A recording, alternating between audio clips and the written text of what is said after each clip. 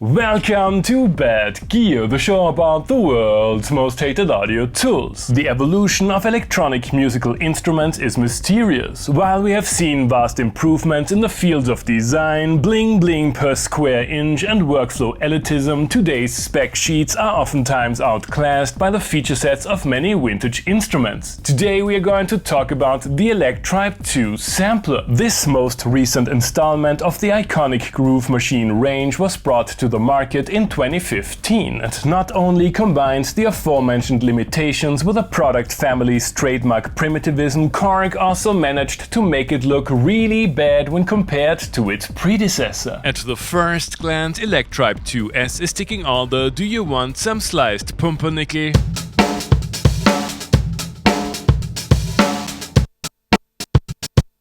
With your meat pate boxes. Questionable paint job aside, the machine with its 16 pads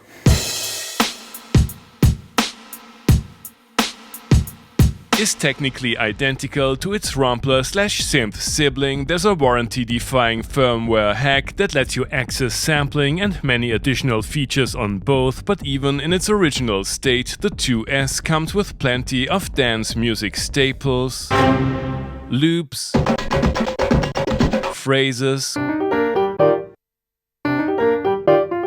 Korg-ish drums,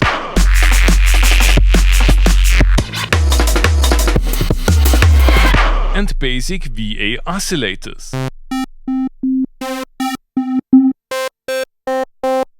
You can load your own samples from an SD card or use the straightforward sampling functionality of the instrument. Keep in mind that these recordings will forever be tainted by an annoying tone in the 12 kHz region.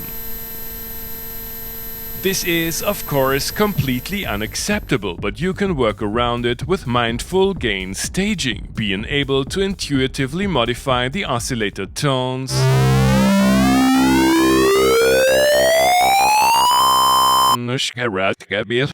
and sample start points is much appreciated. Raw tones are put through a simplified synth engine with a digital sounding yet usable filter,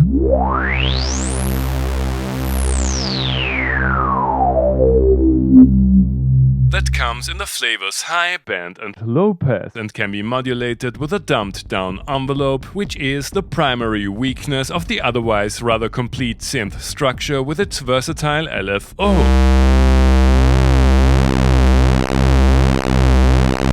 The envelope can be applied to amplitude too. I like the easy to use per part effects, but the primitive aux send hardwired to the master FX can be limiting at times. Speaking of, the latter offers another set of effects including reverb that can be edited using the Chaos style pad and has a hold button in case you find a setting you like. This pad can also be used for scale-based performances and what Korg calls a gate arpeggiator. The 16 parts are up to 4-voice polyphonic. They are controlled by a comparably powerful sequencer,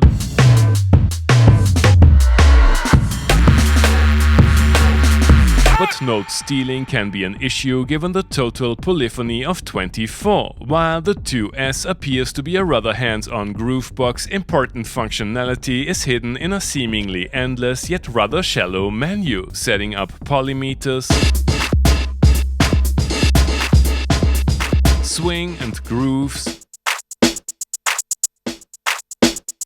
remains convenient, but editing samples and patterns can be nerve-wracking at times, and I was missing modern sequencing features like parameter locks, conditions and probability. Adding insult to injury, pattern length has been reduced from 8 measures down to 4 when compared to its direct predecessors. I'm not a big fan of the sample management philosophy. Stereo sounds take up 2 parts and sample memory is not exactly ample. Korg put a chord mode on speed dial,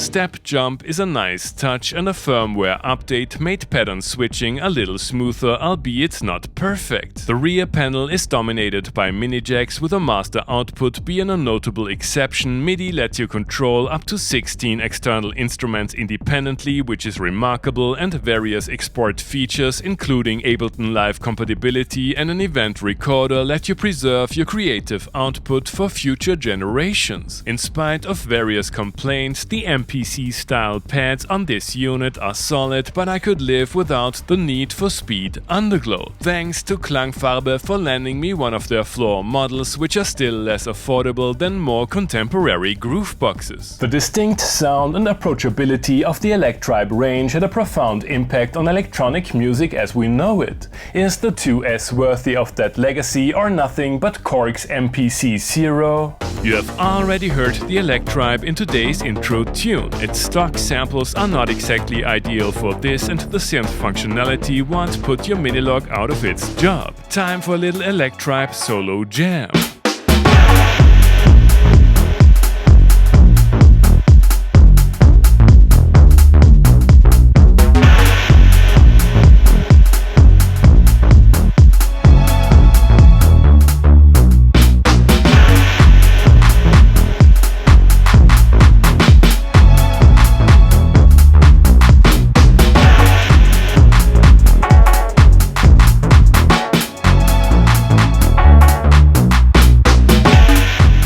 That wasn't so bad. The lo-fi touch of the stock samples fits the genre nicely, and although I would have preferred a deeper synth tone, you can squeeze usable bass tones out of the VA oscillators. I wanna know how the 2S fares as a DAW-less centerpiece, and let's load up some custom samples and add a few specialists to make up for the machine's limitations.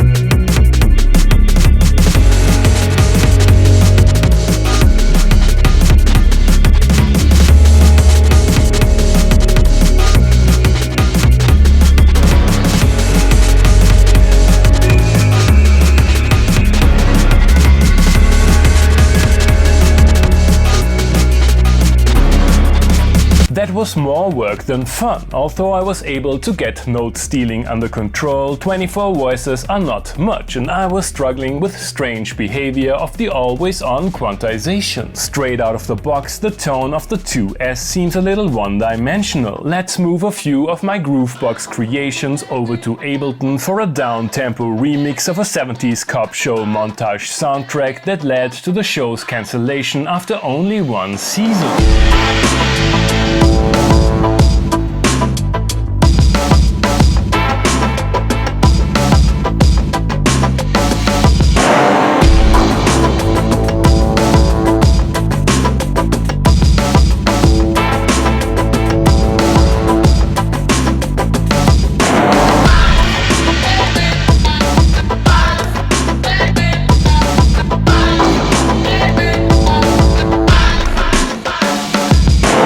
Verdict. I think it has become obvious that the 2S was Korg's attempt to achieve both, satisfy the original Electribe crowd and offer an alternative to MPC people at a time when Akai was still walking through a valley of tears, and failed at both. The instrument is missing the gravitas and exemplary UI of its direct predecessors, the simplicity and character of the first generation is gone, its sampling functionality is inherently flawed, and the sequencer can't hold a candle to an MPC when it comes to producing tracks. It goes without saying that a third Electribe generation is long overdue, but given Korg's recent track record of bringing innovative gear to the market, we can only hope that they release their next groovebox range after a profound change in product design philosophy. Thanks for watching and see you next time! Hey guys, I hope you enjoyed the episode. Feel free to like, subscribe, become a patron and leave a comment what other kind of gear you would like to see and hear on the show.